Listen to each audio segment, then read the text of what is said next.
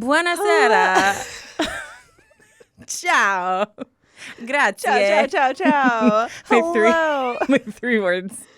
The only words Taryne spoke in our Italy adventures. Which means, guys, I made it to Italy. Woo! We weren't sure. Dude, it was a close call. There's been a few times from podcast episodes where I got like a shocking amount of people that were like DMing me and like commenting and like wanting to know. And those times I'm like, oh my gosh, like our podcast fam is so big. And invested. Yeah. Not just big, but invested. Yes. This might have been the number one for me. The amount of people that commented on like my Instagram posts, like me patiently waiting to see if you got your passport, or like family friends that listen to the podcast were like, oh my gosh, girl, I've been so stressed for you. But I'm so happy to announce I made it to Italy and I had the time of my life. So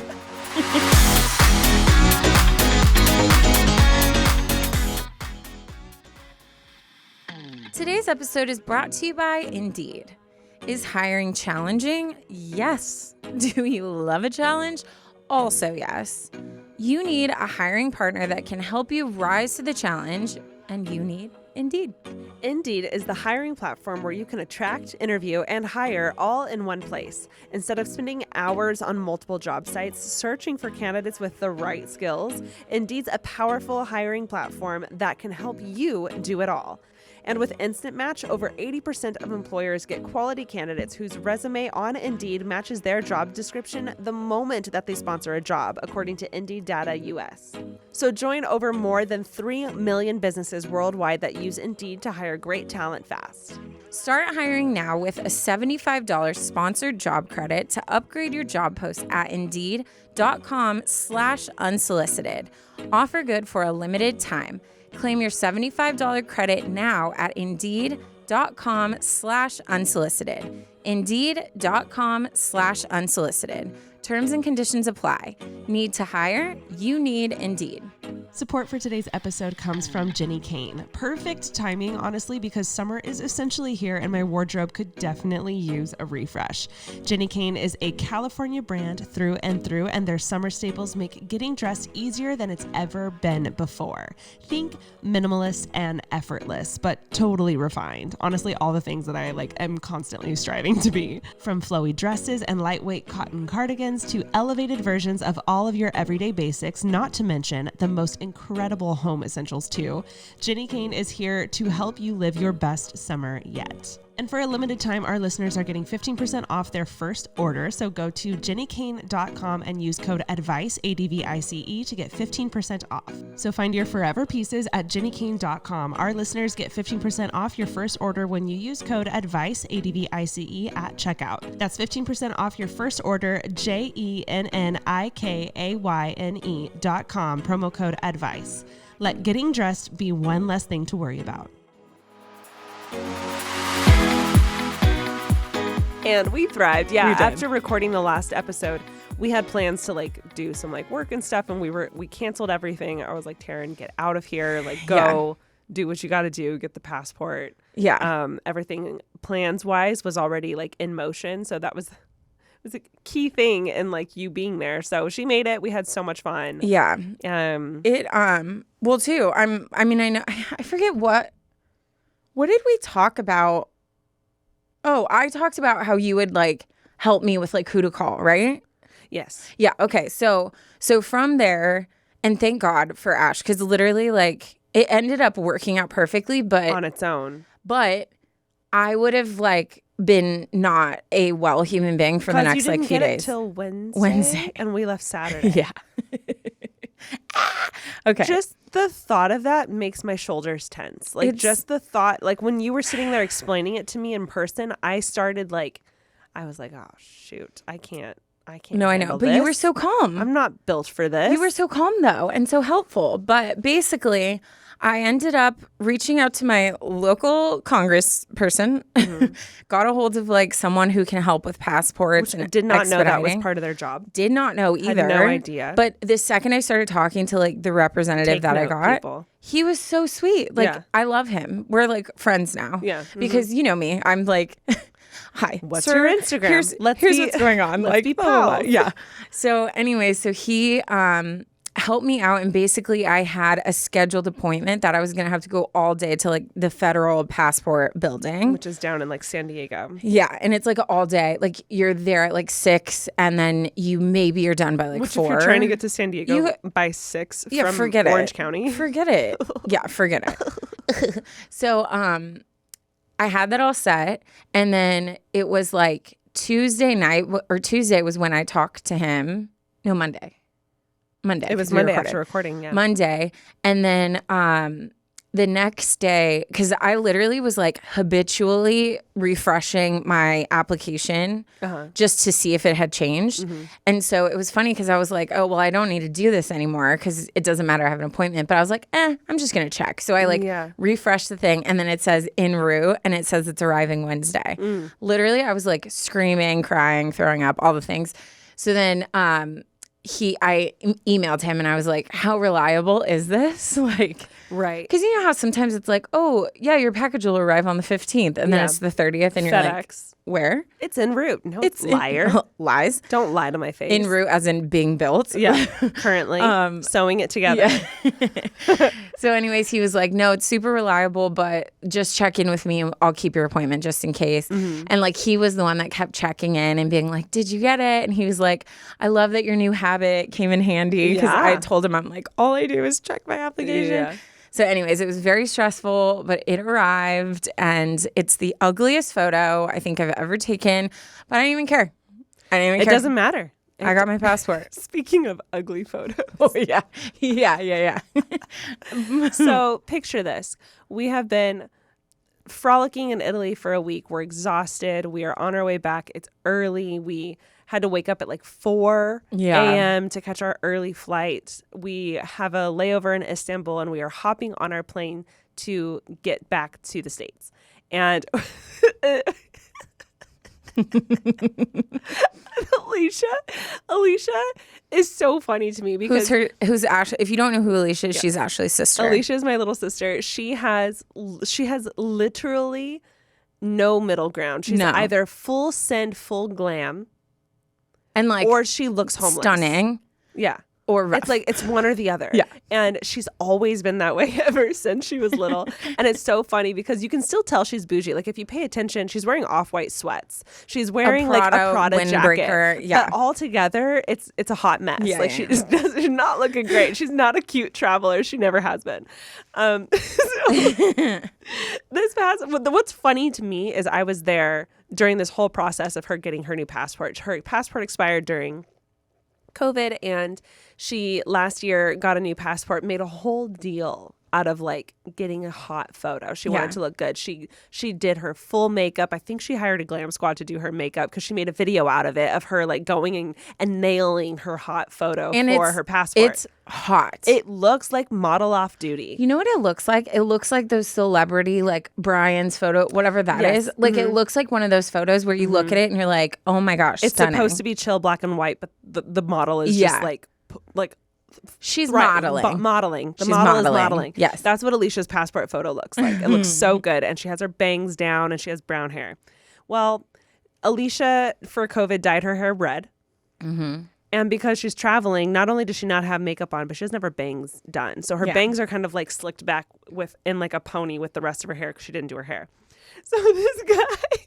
We're trying to get on the plane, and this guy, she hands over her passport, and Taryne and I are like probably 3 people behind her in a different lane. So we have an excellent view of him looking at the passport and then looking at her and then looking back at the passport. It's like the main, like when it's not just like, oh, they check it and like let you through like the regular security. It's like when you're going into another country and they have that security stop outside your gate where they're trying to trip you up. Like they're asking you like, well, what were you doing? Where were you going again? How many people? So they're trying to trip you up to see if like there's anything sketchy about you. So it's not just like, oh, I'm glancing. Like, this is the part where they're like, I'm making sure that this passport belongs to this person. So it's like it's like next level. Yes. Yeah. So this guy looks at her passport and you can see the like waver in his eyes because he's like, that's not the same person. There's no way. I see it. Taryne sees it. We immediately start laughing. And Alicia starts panicking and is like, I know. I just dyed my hair red. That's like her first reaction. And he goes, okay. Yeah, you don't look the same. Yeah. And she goes, I know. She was like, but I dyed my hair red and I'm just not ready today. And he goes, yeah, I'm going to need another form of identification. And she doesn't have her ID on her because her ID is expired and she hasn't gotten it yet. So what does she pull out? And she pulls out her bottle of Zoloft. And he looks at her like, no. But it was funny because I could tell you know my sixth sense, like I read people well. And I could tell he was like funny. Yeah. Okay, what in the, my freaking romper will not stay up. Sorry. It's so inappropriate.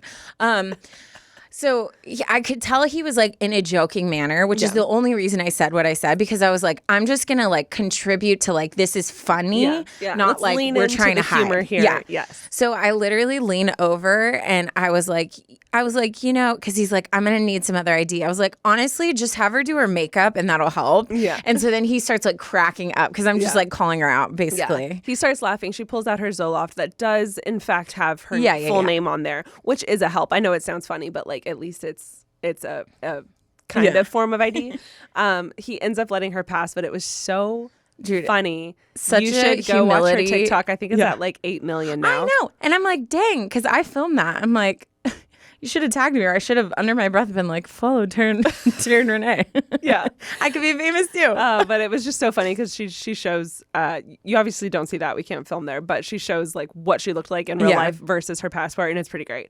But yeah, so funny. You know what I'm wondering now? Because remember how we were all like cracking up at how intense they searched her bag? Yes. I'm wondering if he like did some kind of signal. Because mine, they barely searched my stuff. Yeah. They took everything out of her They took bag. to the point where like they opened her jewelry container and shook out all of her chain. Like her bag was a hot mess by the end of it. Yeah. So I'm wondering if it was like those jewelry boxes that like keep your jewelry organized. So not only is it like hooked on individual hooks, but it's like packed organized. and like it's like the rings are all like stacked in there. They fully shook it out, and then she just stuffed it back in. And I was like, damn, yeah, you couldn't just open it and then close it. Yeah. You had to like wreck it. Yeah, it was funny. It was a pretty intense security checkpoint for sure. Like Ash, they made her like take off her shoes, drink her water, like all these things. But I honestly think the reason I got away with it is I turn around, I'm getting frisked. I turn and I look out and there's a lady just filming me getting frisked. Yeah. And so I was just like, and then the lady who was frisking me saw and started freaking out. And she was like, that's forbidden, and like yelling. And then literally they looked at me and were like, okay, you're good to go. So I think they just were like forgot that they didn't like look through any of my stuff. But no one else had to take their shoes off. I had to take my shoes off. Yeah. But enough because of that. you're related. Italy was amazing. Yes. We had so much fun. It was easily one of the best weddings I've ever been to. Yeah. And let me just tell you, I have been spoiled this year with destination weddings. Mm-hmm. If you want me to come to your wedding now, the bar is set pretty high. Very high. If you don't have a safari or a villa for me to stay in, I will not be coming. I will not. If it does not require a passport, I'm not coming. I cannot get over how beautiful this Nuts. wedding was. Our friend Haley, hire her to plan your wedding. It's actually not her job description, but hire her to take photos for your wedding. But she planned the most beautiful wedding. It was the most picturesque thing. Everything about it was the details, like, was just incredible. The actual invitation was like Gucci Garden meets Harry Styles. Like, that's how you were supposed to dress. So everyone went full out with like colors and frills, and all the guys were wearing tuxes, which was so fun. Like, it wasn't a prom, and it wasn't like, you know, what else do you go wear a tux for? Like a really nice party? Oh. No, tux. I don't know. I'm going to be honest. I don't really know the difference. Well, Am I the only one? tuxes are like extra nice suits are just nice. I wonder if there's like a specific, like there's only 3 buttons or, you know what I mean? But I don't know the difference. But yeah, all the guys were in tuxes, so that was really fun. And it was just really colorful, really beautiful. We were in this beautiful estate that was built in the 1600s. Yeah. That the entire bridal party stayed at. So 36 people were staying there. And that's where the wedding was. It was this beautiful view. It was glorious. It was Bridgerton. Like I felt like I was in Bridgerton. I mean, every day I wore a dress and I like frolicked. I would like walk on the terrace to go to breakfast every day, and it was just unreal how beautiful it was. So yeah, good luck inviting me to any of y'all's weddings.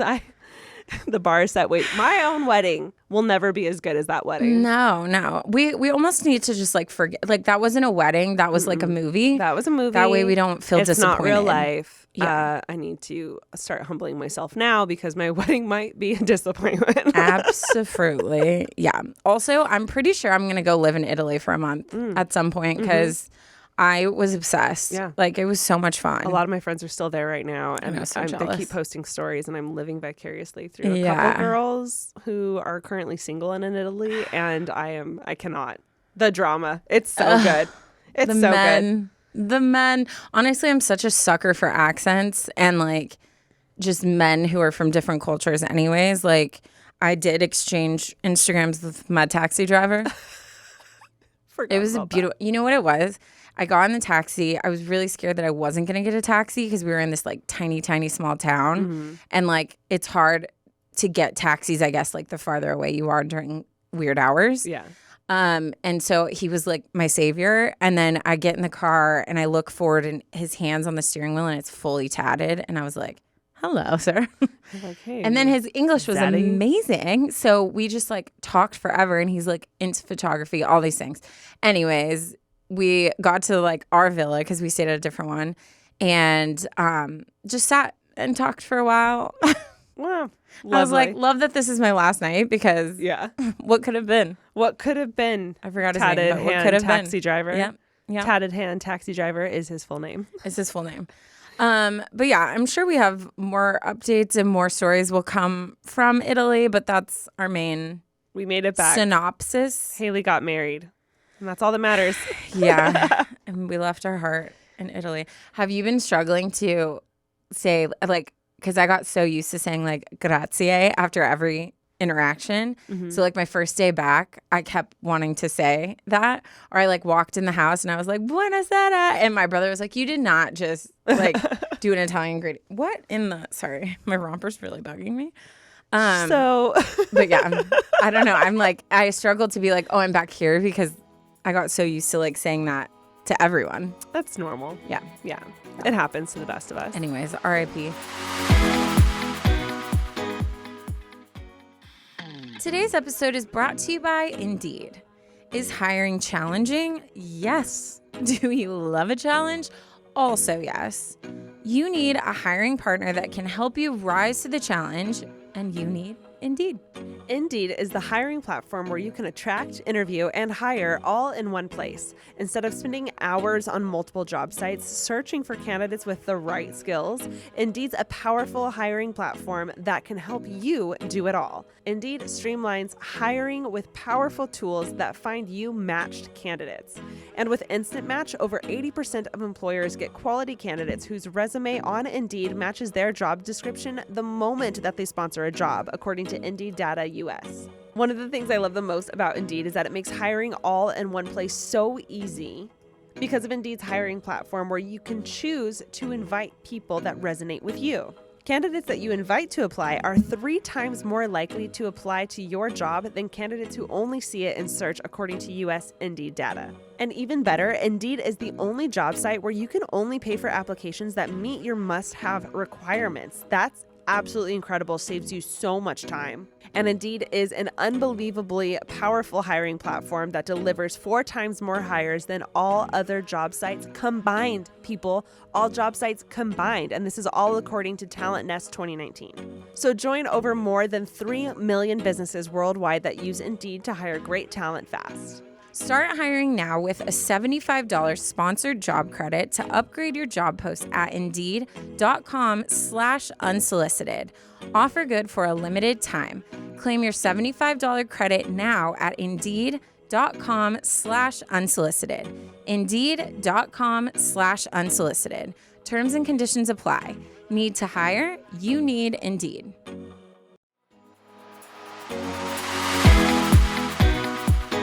Welcome to the podcast. I forgot we forgot y'all were here. It's I thought we only were just chatting. It's only been like 15 minutes though. That's great. That's usually how long I we feel like take. that's standard. I feel a little bit like I'm on crack right now. You are talking a lot. I'm talking fast. Yeah. Oh, I don't know. It's my I got a coffee, but I don't know. I'm like jittery. Maybe I'm just excited to be here. Maybe you're just excited to see me because you were spending so much time with me and then didn't. I didn't spend that much time with you. That's what's so sad. That's actually very true. So the entire group that we went with never really got to fully hang out as a group because I was in the bridal party, they weren't. Yeah. And the bridal party had activities like every single day. Yeah. So I didn't see Taryne and Alicia or TK No. for a good majority of the trip. It was just like every once in a while here and there. People kept like, I got a few messages of people being like, why isn't Ash in any of these? And I'm like, why does everyone always think like, if you're not in my photo, we're fighting? Yeah. Haters Lol. gonna hate. Y'all don't know. Also, Mandy, remember all those links you sent us? We did nothing. Absolutely. We had so much no content. plans to take such good content in Yeah. Italy as a podcast. We were like, as UA co-hosts. takes Italy. And then because we weren't together for the No. entire trip, it didn't work out Not at at all. all. And it was devastating. We took some Yeah. cute pics though. So do follow us on Instagram and check those out. Yes. Now, let's get into the podcast. Turn it up. I'm going to start it off with a really good Tearing It Up. This one is titled A Very Bloody First Date. Ew. Is it? Would you just relax? You don't know. Actually, okay. You don't know. If it's not, period, Don't start. I'm going to pull. Let them wonder. Let them wonder. Okay. Hello, ladies. Of course, I'm going to start this email by saying how much I adore you both. I have been listening since day one of the podcast after having followed Ash on Instagram all throughout high school. Wow. Cute. Thank you for consistently brightening my day with your bubbly personalities and pouring wisdom into my life through your advice. I am so grateful for you both. Grateful for you too. Do you follow me on Instagram? They didn't say that. Subliminal messages. Me just Follow always Taryne. wanting Follow like Taryne Renee. love and acknowledgement from everyone. Yeah. Ashley's like, This isn't about I know. Okay, let's get into the story. I wish to stay anonymous, but you girls can know my name. It's Ooh, that's beautiful. Bleep it, Michaela. She writes, I am currently on the bus ride home from what I can only describe as one of the most embarrassing moments of my life. As many moments of trauma do, this one occurred at the scene of a first date and likely the last date. Oh no. I feel like I say this every time this happens, but I love the emails where it happens and then immediately they start writing the email. Those are always my favorite because that means it was that good, that we were the first things to pop in their head. Also, like with the embarrassing, because I think that's like our favorite segment is like embarrassing moments. So the fact that it's like, oh my gosh, that was so embarrassing. I have to write into UA. Write into UA. We're tied to like funny stories Yes, because we're 100%. comedians. For context, I go to uni in the city where I met this guy and told him that I could meet him for dinner after my class finished in the city center. Knowing that he would likely be early, I wanted to arrive right on time so that he could watch me walk in, just like Ash has suggested on the pod. It is a powerful moment. It is a powerful moment. I'm so opposite. Like, I would rather watch them come in because I'm, one, making sure I'm not getting catfished. Two, I like seeing them be nervous because it helps me to not feel as nervous. Yes. And three, anytime I'm concentrating on walking, I forget how to walk. So the reason I like it is 90% of the time I will see them walk by. I'll be like, oh, that's him. And I'll watch him go in and like put our name in or whatever. And then I'll walk up. But I like to, I don't know if you guys have heard me say this on the podcast, but I feel like it's my moment of like the slow-mo, the cute girl like walks up for her date. And my hair... In my mind, there's like wind in my hair and I, I'm smizing. Probably not, but like it's a moment for him to take me in. Yeah. And I I revel in it. I just picture the Mean Girl song where it's like ding, ding, ding, ding, and you're just like. Anyways, let's get back into the story. At about 5:50 p.m., so that I'm assuming the date starts at 6, I start walking down from uni to the restaurant and I can feel my nose running. At first, I just thought it was the cold air and tried to delicately sniff away the wet feeling on my face. Nevertheless, the unpleasant sensation persisted, so I pulled out a tissue and gently wiped my nose.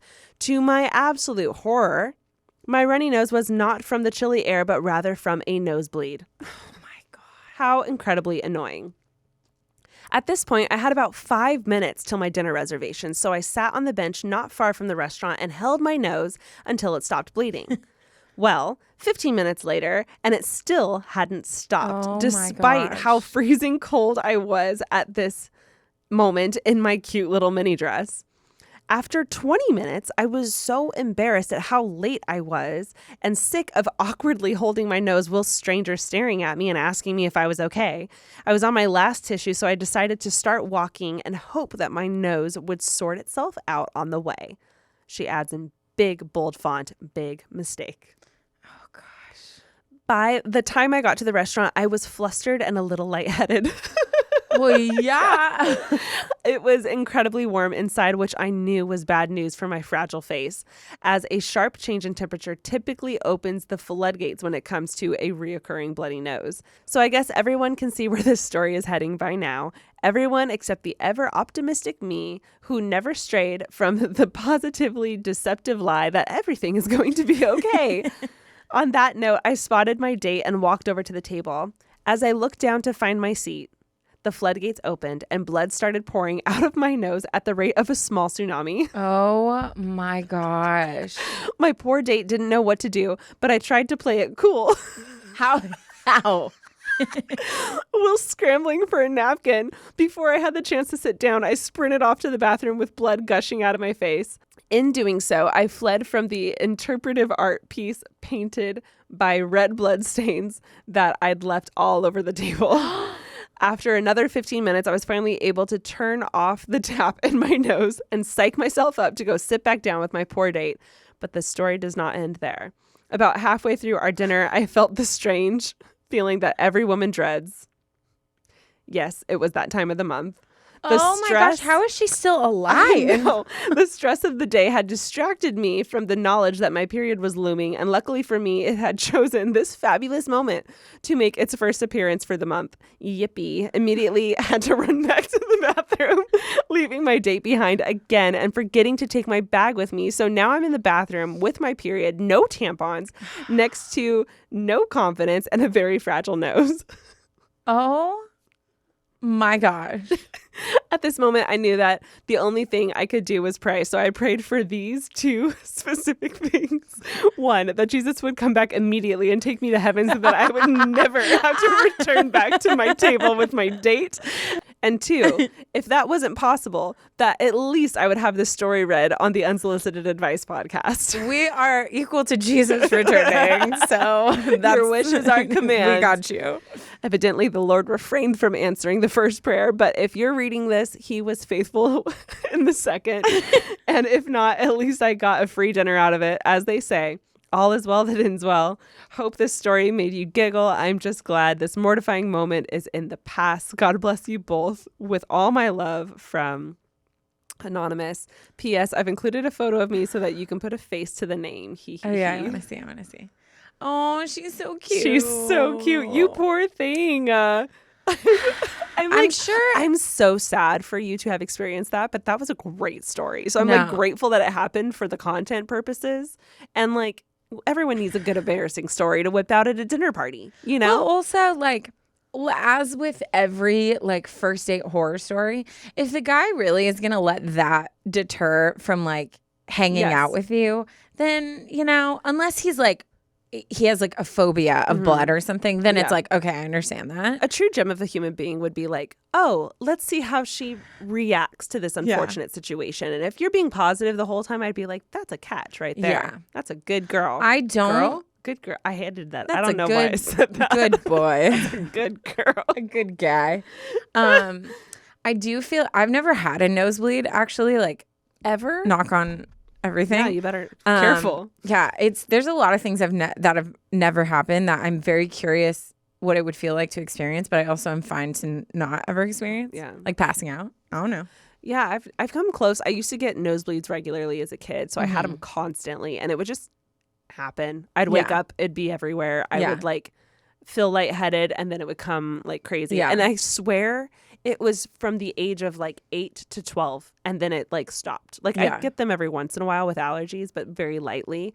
When I was a kid, it was like what she was talking about, like gushing. That's terrifying. And it's crazy because it's so much at once that you very quickly become faint. Like you have to. Well, yeah. I never passed out, but I would like immediately have to sit down because I get dizzy. But I feel like if that was me, though, I would have walked up holding a tissue and I would have been like, hi. Yeah. It's so nice to meet you. However, I'm having like a really bad nosebleed and I just want to give you an out right now. If you'd like to reschedule or we can push through, but like this is what you're like signing up for. Also, as She the Man taught us, tampons. She the man? She's the man. She's the man. She the man. Darn it. I'm tired. It's because I didn't drink my coffee today. It's because I'm officially, I hate Starbucks. I got Starbucks because it's my dog Chloe's birthday. And I wanted to get her a puppuccino. So I went to Starbucks to get her a puppuccino. And I was like, I'm not going to go to Starbucks and then another coffee shop. So I'm just going to get a coffee here. And I took a sip and I was like, this is trash. Yeah, it's pretty gross. This is not great. So I threw it out. Well, I used to love my Starbucks. I'm deprived. Yeah. I have no caffeine in my body right now, and I'm not doing well because I woke up at 6:30. No, that's rough. I have an energy drink. Do you want an Alani I New? might take that. Do you want it right now? now? Don't want it. Yeah. Yeah, girl. Please. Oh, your shoulder. I forgot. I was like, why isn't she reaching to me? I'm just trying. Oh, yeah. Oh, yeah. Excuse me while I take a long sip. It's cool because I'm going to read right now, and then you can like fuel up, and then we'll be ready to go, you know? I can feel it hitting my bloodstream. Yeah. Come back in 10 minutes. I'll be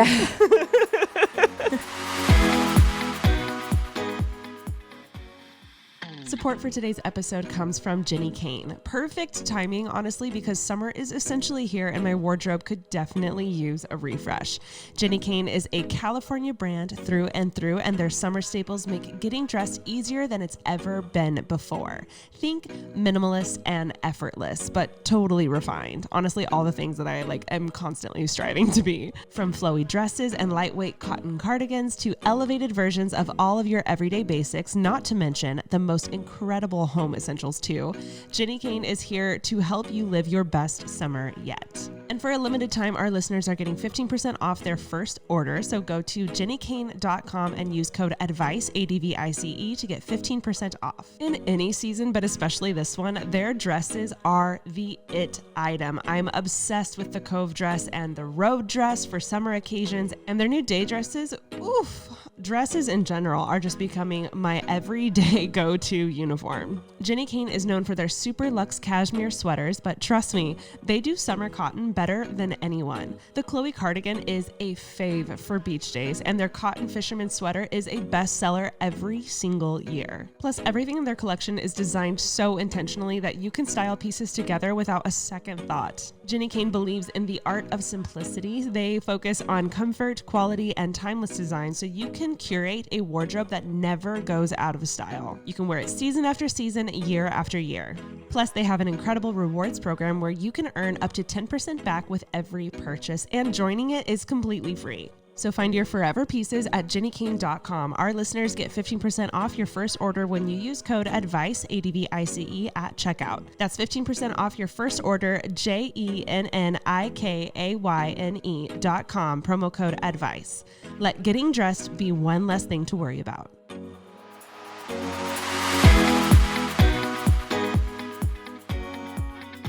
So I walk in. So, okay. Blah, blah, blah, blah. Rewind. I live now like an hour away.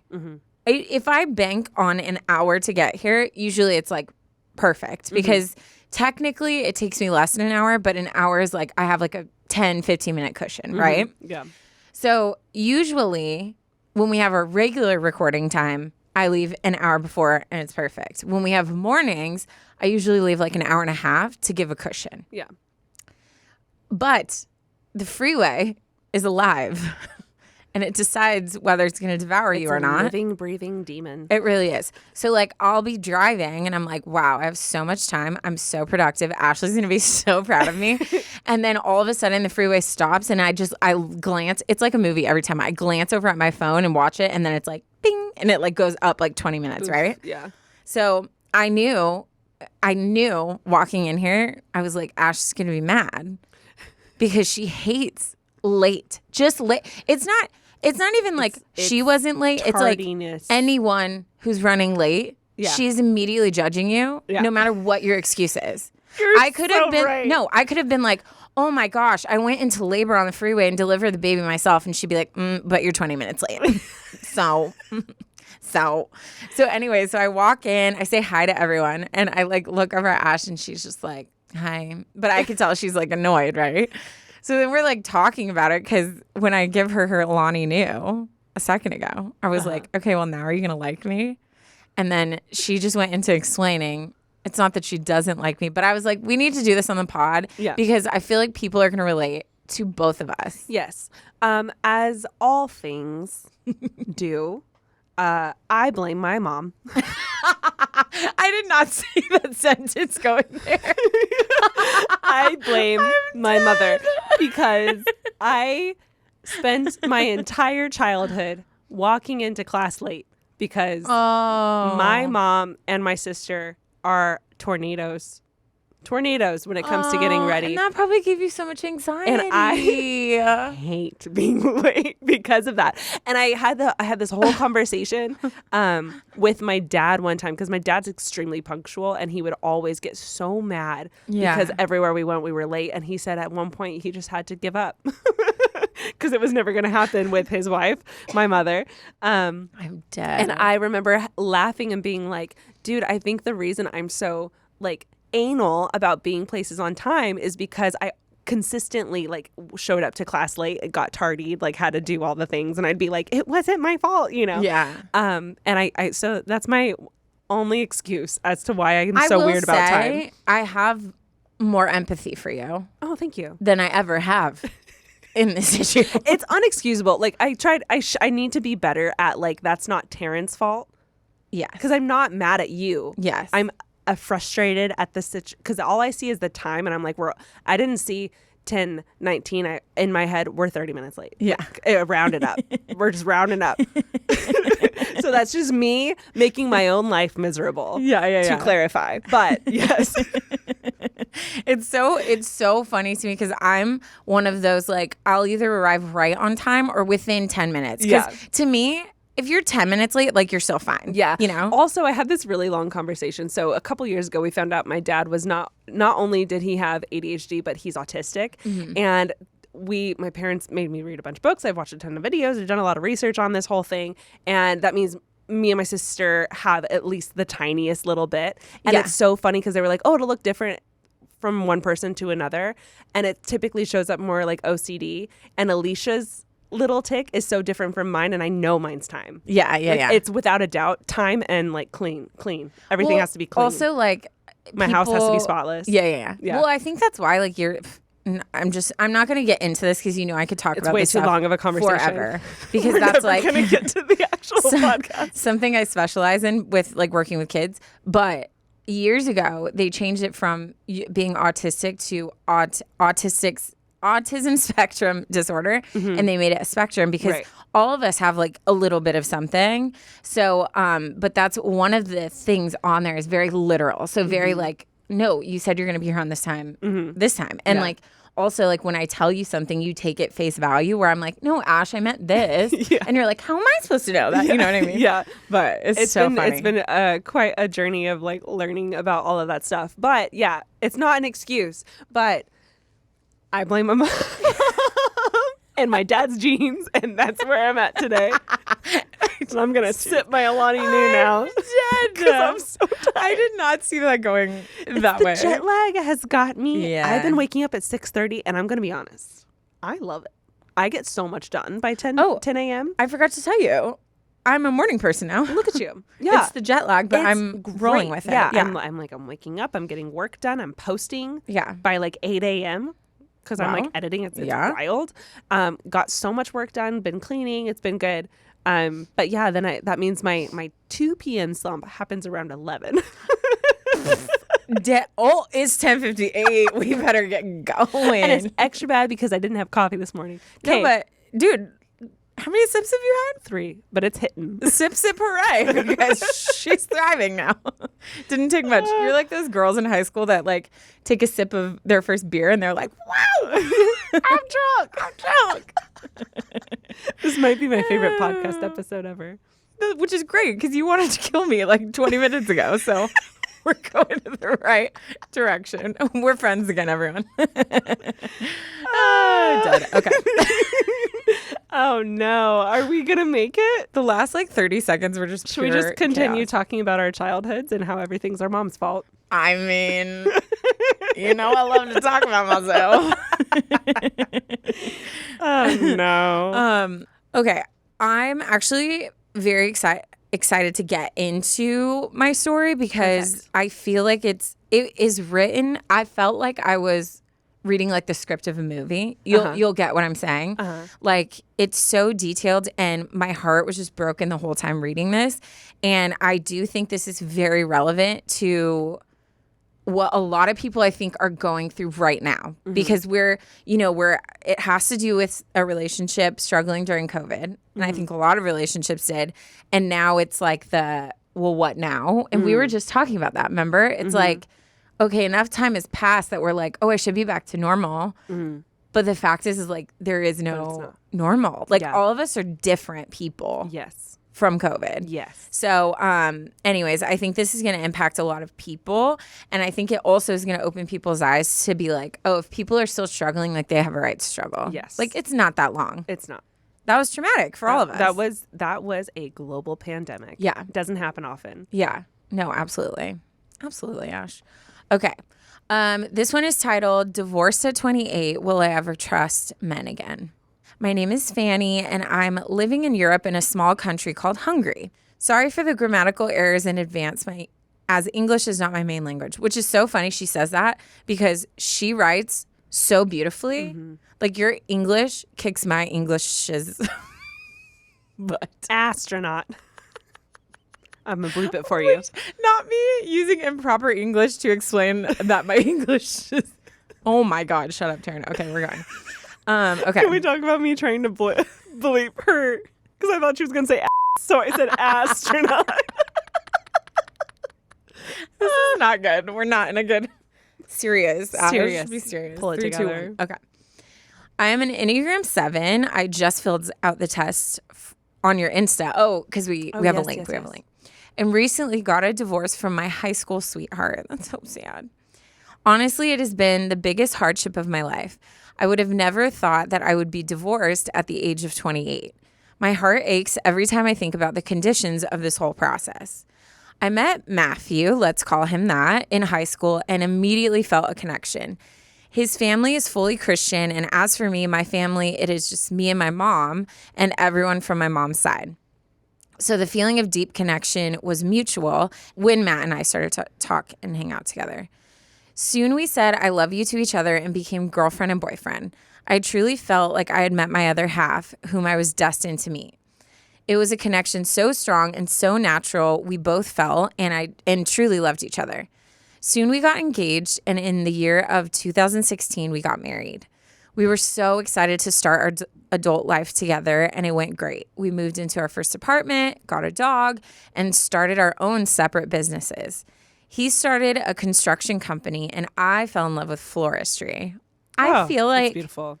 I feel like in another life, Yeah, that I don't have allergies. yeah. I could see myself being like in overalls, hair tied up. Oh, in this other life, I have really curly, beautiful long hair. Her hair tied up in like in freaking chopsticks, like cute hippie style, creating bouquets all day. Yeah, like I feel like that is within me. Yeah. But I could always never. was like, oh, I wouldn't mind just like changing lives and being a barista somewhere at a coffee shop, right? And just listening to music and coffee being so my simple. My life. Should we just like let's move to Italy? A flower coffee shop. Oh where my you can buy gosh. flowers and coffee. I just need to make sure I'm sponsored by Zyrtec and Flonase. Yes. and then I'll thrive. I'll try to get Claritin. On the ready. Okay, anyways, wow. Okay, we went on holidays and trips to France, Croatia, Israel, Montenegro. We had friends from church, couples we were hanging out with. Then it all took a turn. It started in 2020 when COVID shook the world. Before 2020, he was a positive, cheerful, fun, and loving husband. And when the world shut down, he suddenly started to become melancholic, sad, negative, and depressive. His flourishing business started to go downhill. We stopped going to church. He started to say things like he's not feeling well and is not capable of dealing with clients anymore. He questioned his faith, his work, and our marriage. It was heartbreaking seeing that, and I tried to help and support him as best I could, but it wasn't enough. So he started going to therapy. And from that, I felt like he closed himself off to me. Slowly, he stopped being my husband. As time passed, he became more like a child and a flatmate to me, no matter how hard I tried to stop it. It was like he gave up on us. To this day, I really don't understand why. Hardships always come and go in people's lives, and I was there to tackle it all with him by my side. So I don't understand why he had to call it quits. Fast forward to last year at the end of October, things were pretty bad. He was diagnosed with depression, went to therapy frequently, and he said to me it was all because of work. I felt like I had to walk on eggshells around him. The last 2 years were all about him, his feelings, making sure he feels safe and well. He was a priority, and I had to push back my needs and concerns because I had to be 100% there for him. We struggled financially as well at the time, and it just made things so much worse. I was so angry at him, but I couldn't express my feelings because I didn't want to worsen his condition. Almost every day I was crying from stress and felt like there was no one in the world who could comfort me. I needed him. I needed him to hug me and say everything would be okay. But instead, one day when I was at work, I couldn't reach him. He did not answer my texts and calls. I worried myself sick until it was time to go home. I ran home, constantly calling him. As I got home, all I found was a letter on the table. Ugh. He wrote he wanted to get a divorce and he was not in love with me anymore. Later that week, after I begged him to meet with me, I found out he has a girlfriend. He was cheating on me. Sweet Jesus. He wanted nothing to do with me anymore.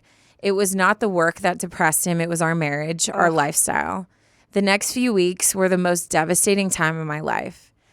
Now I'm living alone for the first time, and honestly, it's so fulfilling. I feel like I'm becoming myself again, but I can't shake off the feeling.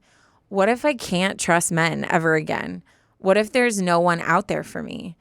I am a hopeless romantic and a true believer of love, but is it there for me now? Will someone ever truly love me enough to fight for me, to fight for us, no matter what? I'm so sorry it is so long, and I'm not sure if it will be read on the pod, but it was great writing this out. I don't want this story to be a sad one because since then I've learned a lot about myself and healed. I strive to be positive and cheerful, and it's helped a lot the journey of my new life. I feel like I had to send in my story for you guys to read. I love you both, and your podcast is a glimpse of joy in my days. Keep up the good work. Love, Fanny. And here are some pictures of her. Is she not the freaking cutest? You're stunning. Like, doesn't she just like, Absolutely I feel like stunning. she's so kind. I don't know why. Like when I look at her, I'm He's like, trash. you're kind. Yeah, well. I have a family friend that is currently going through the same thing. I'm not kidding, exact same thing. Yeah. It's weird. It's weird how like similar your guys' stories are. The only difference is she's in her 50s and you're 28. I'm going to tell you guys the exact same thing. He was holding you back from living your life. He was a burden on you, and he has a mess of a life that he's going to have to figure out. He just effed up so hard and then made it 10 times worse by cheating. Yeah. Like, but honestly, I'm almost grateful that he showed his true colors. And like, I'm not grateful that he cheated, but like at least it's out in the open so that you can say, yeah, you want nothing. It's so much easier to hate someone who deserves to be hated than like question if you're making the right decision. Absolutely. And in both your case and in my friend's case, these men were putting their burdens. Sorry, boys. You're right. Yeah. Correction. Yeah. These children. Yeah. were putting their burdens on you and expecting you to deal with it and take care of it on their own. And then they're leaving because, you didn't fix their problem. Yeah. Because like that's your responsibility. Yeah. And that's not the case. And I've watched my family friend carry her partner's burden for years. Yeah. And now he's bouncing because he's not satisfied and he's not fulfilled in his life because he's an empty shell of a human being. Yeah. Yeah. And the only person that can fix that is him by taking control of his own life and fixing his own problems and honestly therapy. Yeah. Like, that's his responsibility. No one can make you happy. No one can fix you except for you. And this is the exact same situation in your story, Anonymous. He has his own burdens, his own demons, and he sounds like he's going through a lot. And yes, COVID was a lot, but that is no excuse to go cheating on your wife. Yes. He sounds like a miserable person. And one of these days he's going to wake up, realize what he did, and he's going to have to sit there and process what he did. And that's going to be horrible. And I'm so happy for you that you're feeling fulfilled just living alone and realizing how down you've been for the past few years. I think this is an exciting new chapter for you. Yeah. Yeah, it's, I feel like it's important to say this and for you to like really hear what I have to say. Everyone who this applies to. Mm-hmm. And we've said this multiple times. When someone chooses to cheat on someone, it is not your fault. It is not, if I would have been this, if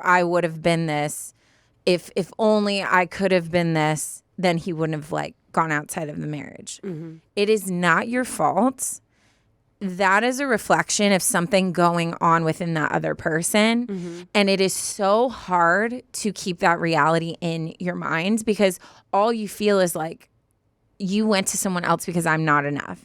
And that causes you then to question who you are, what your worth is, what you have to offer someone else, and to have that fear, well, if I get with another person, they're just going to find what I'm lacking and go find someone else too. And obviously that's a fear that you're feeling. So I feel like you need to pound that in your head. All of this stuff that has happened has nothing to do with who you are. Mm-hmm. At all. Mm-mm. At all. So I feel like that's going to be your number one thing is trying to make sure you're writing the correct narrative about your story and knowing that like, okay, this is a reflection on him and not me. Yeah. And honestly, like Ash said, I'm thankful that it got to this point to where I don't ever want to go back in that direction because now I can like fully wipe my hands. I did everything possible that I could have to support him and try to work on our marriage. So I can walk into my next chapter with my head held high, knowing like I'm a good wife. Mm-hmm. I'm a good person. You deserve happiness. I literally put all of the work in. So now I can move on and give my love to someone who's deserving of it. Yeah, 1,000%. Yeah. Sometimes it's like, I hope I said it clearly. Oh, you did. Like, sometimes it's so much easier to be like, okay, well, clearly he's trash and I don't deserve that. Yeah. And it's easier to kind of shut the door on that chapter than for them to be a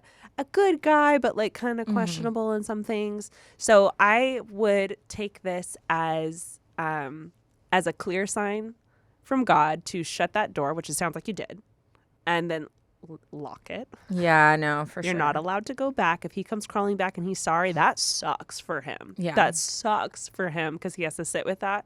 But you're on to bigger and better things. Yeah. And people that'll actually like cherish you and love you back. And here's the thing. Mental health is a very serious thing. And it sounds like he is struggling with that. And I don't want to make light of that. Mm-mm. But I do think what I have a hard time with is when people use mental health to cover other things. Yes. And the way he gaslit you to think, oh, this is just work. This is just like this, like take care of me. Keep basically just taking like all of my burden, carry me through this while he on the side was doing things to like, all she is, this other girl is a Band-Aid. And whether he knows that or not, obviously that's not your business because you no longer have to worry about his needs. But I have a hard time when people say, oh, it's like my mental health and whatever. And I'm not doubting that he does have that. But if you are struggling with mental health and you know that like you don't have the capacity to care for another person's needs with dignity and respect, then it's your job to tell them that and to separate yourself before you start making those stupid decisions. Yes. Because it's not fair to someone for them to feel crazy and you're doing all these things behind their back. Like, I remember me and you had a conversation, Ash, where like you were like kind of like, what? Like, what's going on with you? Like, are you mad at me? And I remember I took that moment and I looked at you and I was like, look, I don't have the emotional capacity right now to worry about your feelings because I'm barely holding on to mine. Yeah. And it was my way of saying like, I am going to come across as like mad and whatever because I'm barely able to like hold myself together. But I want you to know that that's where I'm at. So you're not taking offense to like how I'm acting. Yeah. You have to let people know what's going on, and you still have the ability to make right and wrong decisions. I think that's the opportunity to show like who you are at your core, right? Yeah. I think like this was the opportunity for a real man would have been like, hey, I don't know what's happening right now, but I'm in a bad place. I don't know how to fix this, so I'm thinking we separate for a little bit to like get my shit together, and then we talk in like a couple weeks. Or just being like, hey, like, I don't know what's going on. I don't know how to love you right now. I don't know how to even love myself right now. Can you help me find like help, you know, like like tools, like a plan or something like that. That's what like a good person, a good human would do. Someone else that's just dragging you along, handing off all of their problems to you while they're getting their fix with some random girl on the side is showing you a very great perspective of who they are like at their core, and that's not a good person. No. And that's not someone you want to be, you know, that you should want to fix or you should want to like wait around for, because they're a mess and they don't deserve you. And I think it's important to remember, like, this guy, Matt or Matthew, I think you need to remember him as two different people, because it's clear that the trauma he experienced during COVID changed him. Yes. So the person that you got divorced with is not the person that you married. And I think it's okay to look back and miss that person that you married and have that separation. And it sucks. Like I've known so many people that in marriages, like something traumatic has happened that changed the person they're with. And it's a hard balance. Yeah. So I think you shouldn't feel at fault. You shouldn't like, I don't know. Like, I don't feel like I'm articulating what I mean well, but I just think it's okay to have them as separate people and to not put the blame on you, but to realize like something traumatic happened for him. He's not processing it well. He does not have the emotional capacity to handle his life decisions in a good way. So he's got to go figure that on his own. And I've tried all I can to like be there for him, but it's no longer my job. Yeah. And you walk away with, like I said before, like your head held high because you did all you could. Yeah. And let's take a moment to just reflect on the fact that you're 28. Yeah. Your whole life is ahead of you. And you know what? I would tell my family friend the exact same thing. She's in her 50s. Viola Davis didn't start acting until she was 50. Yup. Your whole life can change. Like 50 is not old, and 28 is definitely not old. And your life trajectory could go in any which way direction you want right now. And I would just sit there and like marinate in that power of like, you can go wherever you want, do whatever you want. Go to a different country, meet a guy there. You can even like not even think about guys right now and flourish in your career. Like, just take care of yourself. Maybe go on a trip with your mom. Like, do something for you and just see where your life goes, because now you don't have any baggage to carry anymore. Really? Seriously. Yes and amen. I do think, though, as you grow, I know one of the things I struggled with. So I really related to the part at the end where you said, like, all of your effort was going into taking care of him, but no one was taking care of you. I really felt like that towards the end of my relationship. Like I became a shell of a person and such an unhealthy, I was so insecure. I was moody. I was like, nobody was filling me with any type of like love and security. So I was like the shell of a person. Like you would not, Ash, if you knew me then, like you would not recognize me. Like it was so bad. And I remember like, it was so funny because my ex was very like, would always tell me like what he wanted me to be like.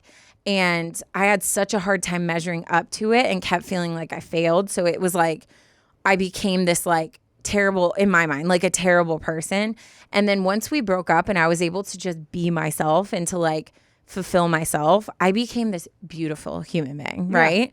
And I remember I struggled with how much I grew after him. It made me be like, well, but if we were together now, I feel like it would be great because like I did become everything he wanted me to be, but on my own for my own reasons. And that was a struggle I had of like, dang, maybe like I wasn't at my best. And maybe if I was, and you get wrapped up in those like if and but whatever. And same with him. Like if he starts flourishing and you're like, well, maybe, you know what I mean? But I think it's important to remember that the person you grow to be, freaking worship her. God, she's a goddess. We love her. But it's not like, you have to remember that was still within you. But you can't grow and become a beautiful plant if you're buried in like just straight up gravel. Like you're not in soil. Like it's gonna like dry you out, right? So like you have to remember that those are two separate things. Yes. So you being starved of affection, you being like treated like crap, it dwindled you. And now that you keep growing, like love and honor her, but remember that the reason you are growing is because now you're able to. Yeah, you're in a beautiful environment now, just with yourself and figuring out who you are and loving yourself. So don't fall into like that trap of like, well, what if? Well, because the fact is, all of us would have better lives if we were able to live in our like what if mentalities. Yes. But it doesn't matter. Like life happens, things happen, situations happen. It's all out of our control. So we need to just be able to take it for what it is and like move forward and try to make a better decision as we go ahead. Oh, 1,000%. And as our obligatory homework for you would be to go see a therapist and process through all of this, because even though you're flourishing right now and feeling good living alone and being single, I think it is crazy how like let's just pretend you meet a guy next year and you're in a new relationship. It's crazy how like tendencies from your old relationship are going to want to come back in the new relationship. And it's so important that you process through not only what you went through, but how you should have been loved, maybe, in your marriage, and how maybe you were, didn't have a good enough boundaries with your old relationship and was taking on too much when you should have been like, no, that sounds like something you need to work on, And the only person or the only thing that I think is the best way to process through all of that is with like an actual qualified therapist. Absolutely. Not just us. Or even though we're doing a pretty great job right now. Yeah. You know what? The last thing I'll say, I think, and this sounds like super like stupid, simple, cliche, whatever. No. Here's the thing. How do you trust men again? What if no one loves me? What? Honestly, I don't know. I don't know. You could reach another heartbreak, but also you could not. And every step you take is a step into a direction, right? It's either a step into something that's going to teach you a lesson or a step in something that's going to be just beautiful. You can't get to the beautiful if you don't risk taking the step to get to the damage. Yeah.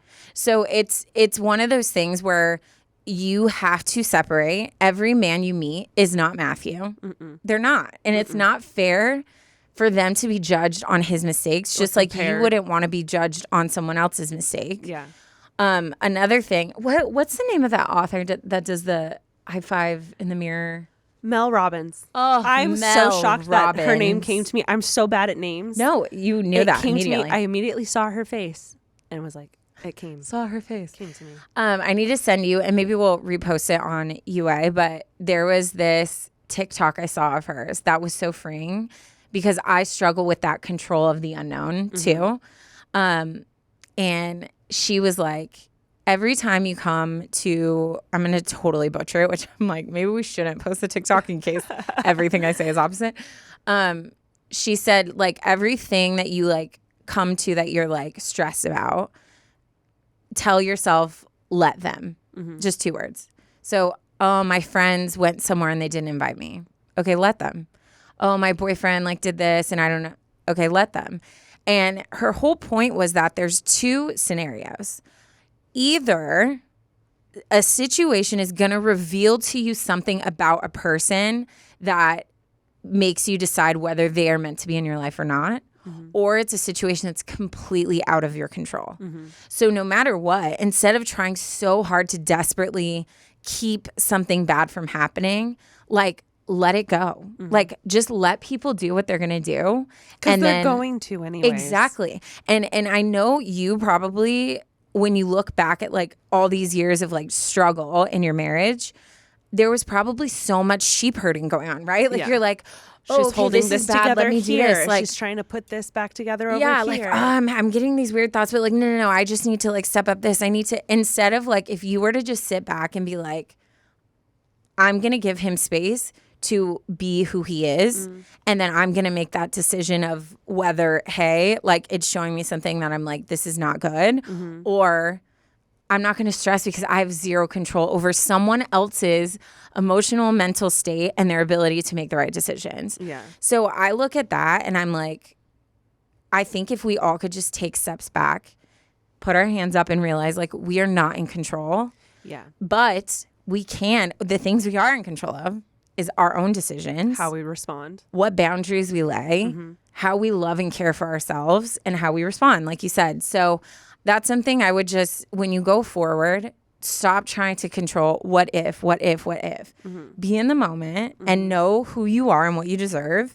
And every step you take is going to lead you somewhere. And like, it could lead you to something so beautiful that is going to be such a part of like your self-healing too. You know what I mean? 1,000%. And even all of these like lessons that Taryne was saying, it's like, is that something beautiful or it's a lesson?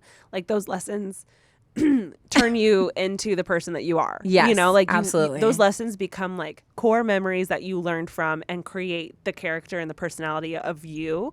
And I think that can be a beautiful thing too. Yeah. So learning from this, pocketing that knowledge and moving forward, like that's such a good tool to have throughout the life. And you have so much life left to live. Absolutely. So I'm excited to see.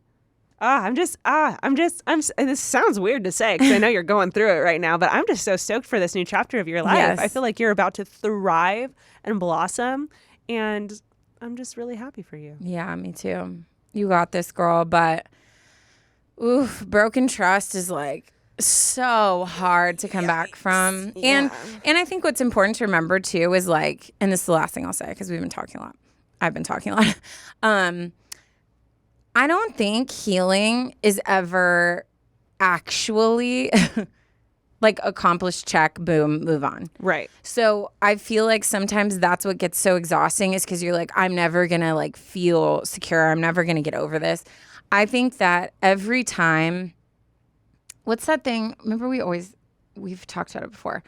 If you pour alcohol on a cut and it stings, it's not healed.